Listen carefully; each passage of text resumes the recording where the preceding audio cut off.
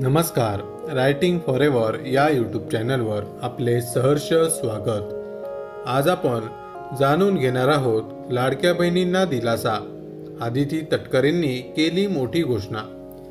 लाडकी बहीण योजनेच्या फेरपडताळणीत पात्र महिलांवर अन्याय होणार नाही असा दिलासा महिला व बालविकास मंत्री आदिती तटकरे यांनी दिला.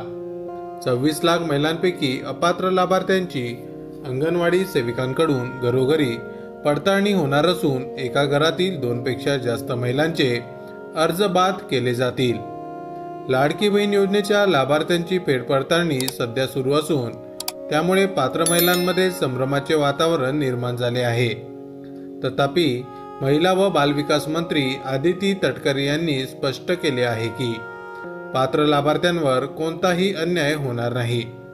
सध्या मिळालेला डेटा प्राथमिक स्वरूपाचा असून अनेक महिला इतर योजनांचा लाभ घेत असल्या तरी त्या लाडकी बहीण योजनेच्या निकषात बसू शकतात. फेरपडताळणी प्रक्रियेत अंगणवाडी सेविका घरोघरी जाऊन कागदपत्रांची तपासणी करतील, लाभार्थ्यांना प्रश्न विचारतील आणि एका कुटुंबातील 2 पेक्षा जास्त महिलांचे अर्ज असल्यास उर्वरित अर्ज बाद करतील.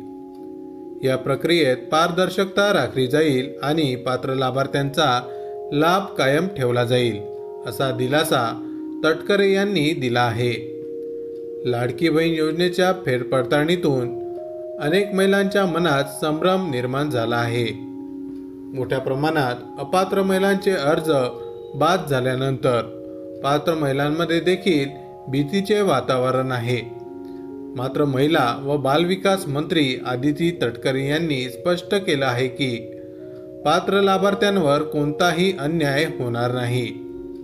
मंत्री आदिती तटकरे यांची हमी. राज्यातील लाडकी बहीण योजनेच्या लाभार्थ्यांची फेरपडताळणी सुरू असून याबाबत आदिती तटकरे यांनी स्पष्ट भूमिका मांडली. त्या म्हणाल्या, सध्या मिळालेला डेटा हा प्राथमिक स्वरूपाचा आहे. काही महिला इतर सरकारी योजनांचा लाभ घेत असल्या तरी त्या लाडकी बहीण योजनेसाठी पात्र ठरू शकतात. काही लाभार्थी पहिल्याच टप्प्यात अपात्र ठरल्या असतील. आलेल्या सर्व माहितीची सखोल पडताळणी सुरू आहे. 26 लाख अपात्र लाभार्थ्यांची तपासणी. लाडकी बहीण योजनेचा लाभ 2.5 कोटी महिलांना मिळाला आहे. त्यापैकी तब्बल 26 लाख महिला अपात्र असल्याचे निष्पन्न झाले आहे. या सर्व महिलांची घरोघरी जाऊन पडताळणी करण्यात येणार आहे. अंगणवाडी सेविकांची भूमिका. पडताळणी प्रक्रियेत अंगणवाडी सेविका थेट लाभार्थ्याच्या घरी जातील, त्यांच्या कागदपत्रांची तपासणी करतील आणि पात्रतेसंबंधित प्रश्न विचारतील. जर एखाद्या कुटुंबात 2 पेक्षा जास्त महिला लाभ घेत असतील तर शासनाच्या नियमानुसार उर्वरित महिलांचे अर्ज बाद करण्यात येतील.